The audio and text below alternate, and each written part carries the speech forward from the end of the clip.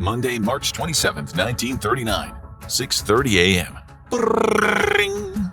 Walter wakes up to the sound of his alarm. His wife Greta is already in the kitchen preparing the usual breakfast, rye bread with butter and strawberry jam, served up with a steaming pot of black coffee. Should be an ordinary Monday for Walter, except for the fact that he lives in Nazi Germany, where Adolf Hitler is in charge of everything, day-to-day life under Hitler.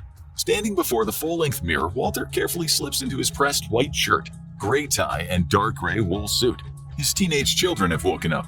He smiles when he hears their voices in the bedroom they share in the family's modest two-bedroom Berlin apartment. Today is a big day for Walter. A leading Nazi official will visit his office at the Berliner Morgenpost newspaper, where he works as a journalist. Several smaller papers have been closed down in recent times for not adhering to the party message.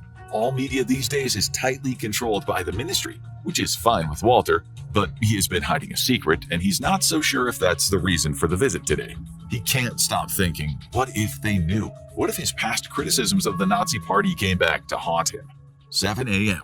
Greta sets the table. She's a dutiful woman dedicated to her role of bringing up good Aryan kids and supporting her husband. She gave up teaching, something she loved deeply, for the supposed good of the nation. Sometimes, though, she wonders, was it worth it? Greta's sacrifice was about getting unemployed men into jobs. In 1939, the unemployment rate is around 2% thanks to public work schemes, conscription, jobs in armament production facilities, and the exclusion of Jews and women like Greta from work.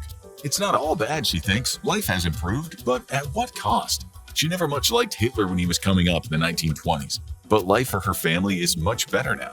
She just hopes there won't be another war. That's all the people seem to talk about these days, war, especially after Hitler's full invasion of Czechoslovakia, which Greta knows he had to do for German security. Their kids, Emma, who's 14, and Hans, 16, both wear the same daily uniform. Emma has a white blouse, a dark blue skirt, and a black neckerchief, while Hans is in his Hitler Youth uniform. This afternoon, Emma will attend activities with the League of German Girls. Hans will train with the Hitler Youth. A lot of the training these days is preparation for his future military duty. Hitler says weakness has to be knocked out of the boys, and only then will they learn to overcome the fear of death to accomplish the Nazis' new order. Hans is pretty certain his strength will be tested later today. 7:30 a.m. Hans loves the Hitler Youth like most boys do. Everyone likes camping, the campfire songs, the camaraderie, the sports, even the endless marching. Hans listens carefully in the Nazi ideology classes, and he loves the weapons training. But over the weekend, he made a mistake that could cost him more than just his weekend plans. He played soccer, totally forgetting that he should have been taking part in a community service project, helping out farmers. Hans' friends told him that this was one of the most important community projects of the year. The leader was livid that some of the kids weren't there.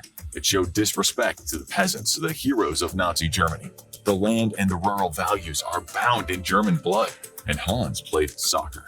He's dreading the punishment and humiliation he knows he has coming. 7:45 a.m. As Emma is finishing her breakfast, she's thinking about that girl down the street. Her parents tried to keep her away from the League. Not only could they receive a 150 Reichsmark fine, or even possible imprisonment under the Second Executive Order on the law about Hitler Youth, Emma knows if you do something wrong, your relatives can also get in trouble.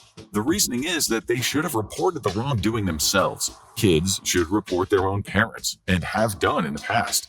Emma tries to finish her homework, an outline of the difference between a Jew and an ethnic German. At school today, she's going to give a presentation. She knows what's expected. She's been learning about the Jewish danger since she started elementary school.